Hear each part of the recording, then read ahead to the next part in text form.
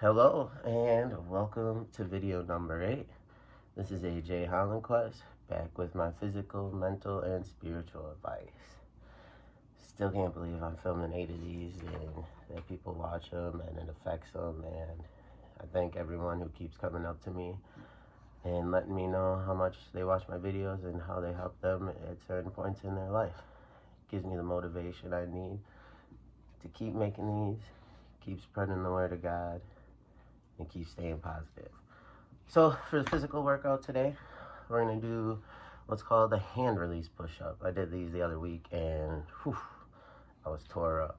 So you're going to lay flat on your stomach. You're going to lift your hands up about 6 inches off the ground, and then you're going to push yourself up, let yourself back down, lift your hands up. All right, I'm going to try for about 20 of these. Oh. Hands up. 1, 2, 3. Okay, so hands up. 4, 5, 6, 7, 8, 9, 10, 11, 12, 13, 14, 15, 16, 17, 18, 19, 20. Oh, I already got a little sweat going. All right, for my abs, I'll lay flat on my back, hands off to my side or under my butt, and I'm gonna sweep my legs from side to side. That's 1. And try for about 40 of these. Good for the obliques, your side abs, which I always feel like are the hardest ones to get. 1, 2, 3, 4, 5, 6, 7, 8, 9, 10, 11, 12, 13, 14, 15, 16, 17, 18, 19, 20, 21, 22, 23, 24. Woo! Make sure you're keeping that core tight. Head up. 30, 31, 32, 33, 4, 36, 4. Oh, yikes. All right, those are tough. So now we're gonna do single leg toe touches. So keep one leg straight up in the air, other leg down 6 inches off the ground. I don't want that other leg to touch the ground. I'm gonna do 25 each leg, then I'm gonna switch. Opposite leg hangs up about 6 inches off the ground. The other leg as straight as possible. Single leg toe touches.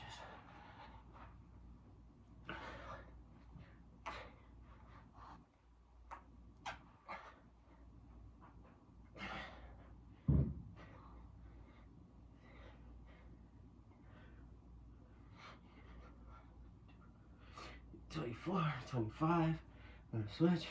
1, 2, 6,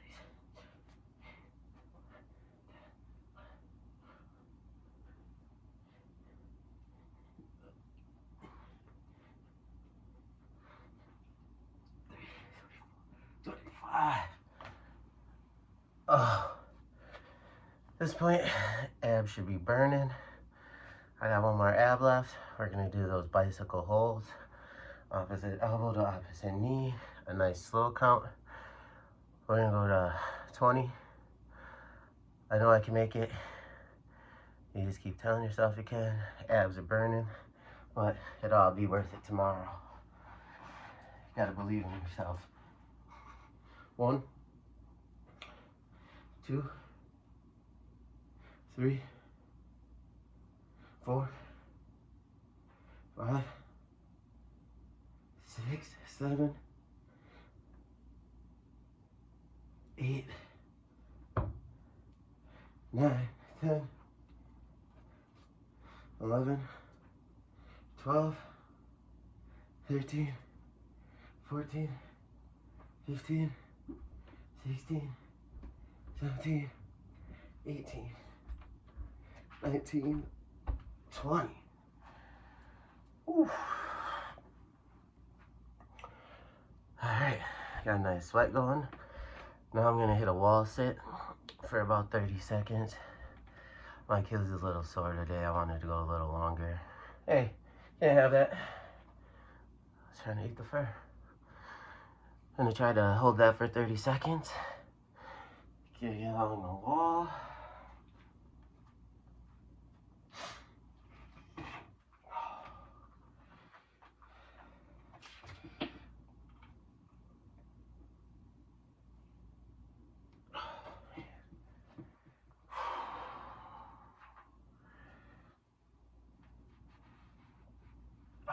Here we go.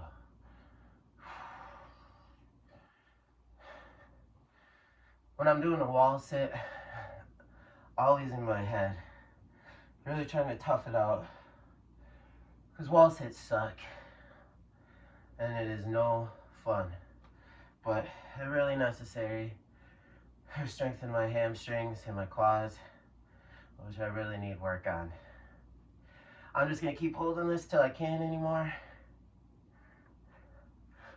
Oof.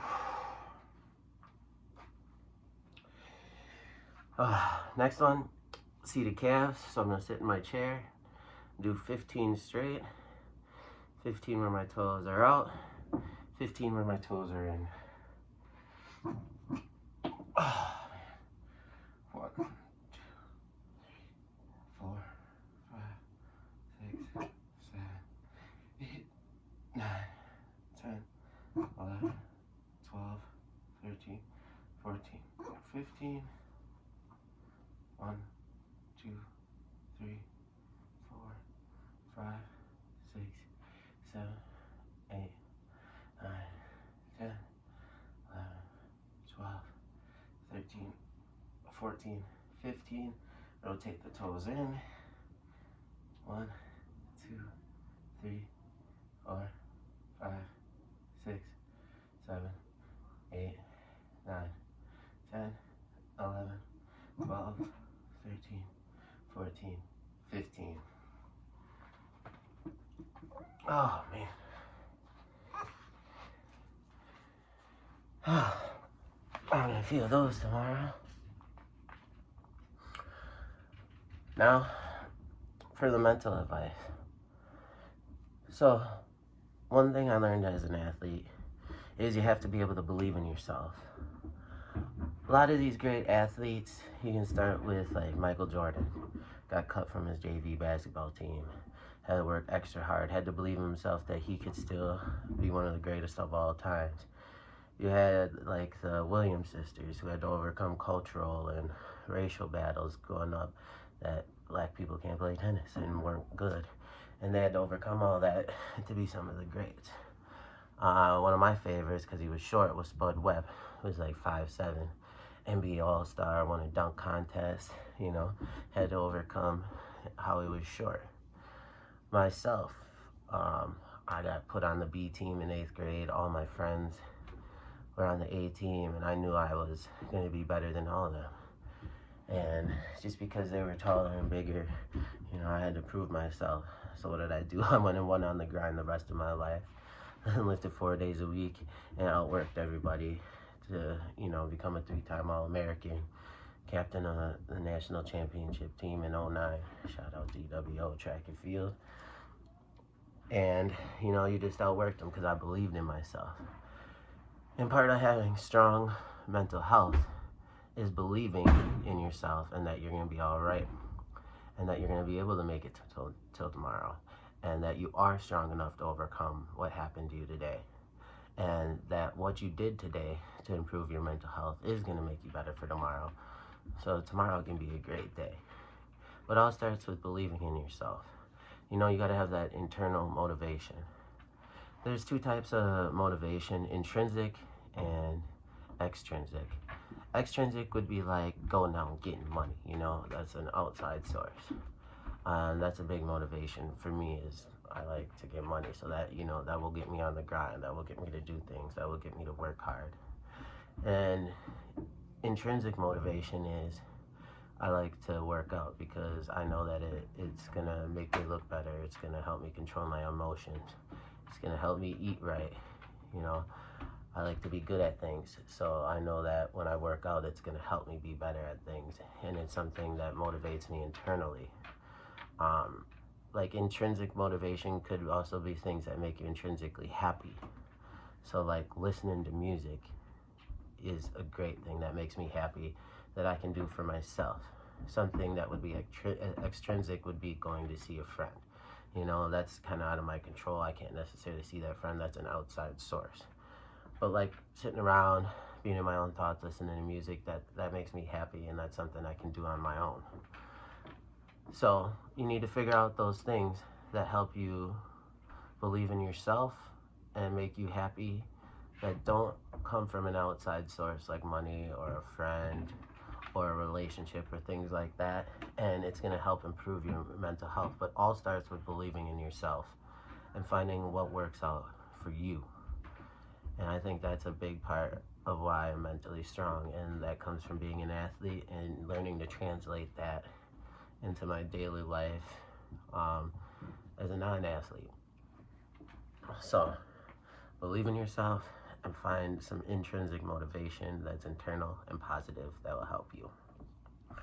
For the spiritual side, I've been reading Matthew, and it's kind of Jesus is coming to party, and he kind of comes out and he does some healings and stuff. But what really has been sticking with me is how even Jesus was tested.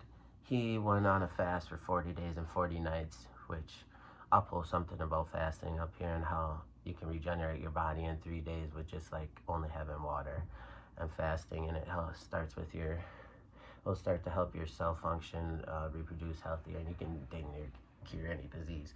But I'll post some stuff about fasting. So he was fasting 40 days and 40 nights. And the devil's like, well, God said you can turn these stones into food, and you don't have to starve. And Jesus said something to the nature of, that's not how it works. I'm choosing to do this. You're not going to tempt me to cross God. And the next one is the devil took Jesus to the top of the highest tower in Jerusalem and was like, jump, because God said that you won't fall, he'll be caught by angels. And Jesus said something in the nature of, you don't test God because then he'll let you fall. You believe in him and you don't test him. And I feel like that's important, that you're going to have all these tests to see who you really are. And if you're really a man of God, and if you really have gotten better, and if you really have improved. And sometimes you're going to fail, sometimes you're going to succeed. Usually on a full moon, that's when I feel like the test comes for me and some of my people, that's when we get tested the most. I don't know if it's by the devil, but it's really to show if you are really who you say you are. Have I improved? Have I handled my vices? Have I become a better man? Am I going to let my old self reappear? Am I going to fall back right into the things that made me comfortable? And you got to stay strong. And I feel like it's always a good thing that the devil does test you, because you're not going to know who you are if you ain't never tested. And like I said, sometimes it's okay to fail. I failed. But most of the time, you pass and you learn a good lesson, like I am here for myself. I can do this myself. I don't need anything else. God's got me. It's me and God. And as long as I believe in him and don't abuse it, he's going to have my back. And it's kind of funny.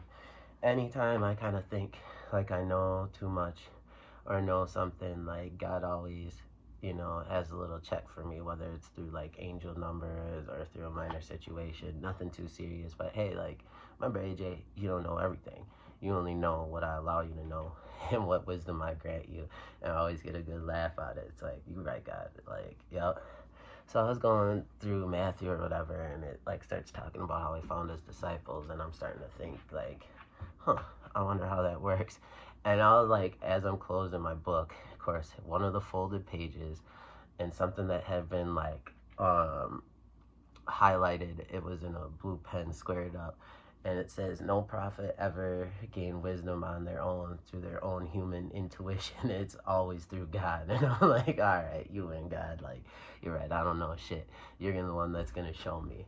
And I feel like that's always important to, you know, let God lead. Don't get too full of yourself, don't get too cocky, don't get too arrogant. You know, that's something that I've struggled with, and he always checks me and reminds me, and it's always get a good laugh out of it, because he's just reminding me that he's the one that's taking me to this spot.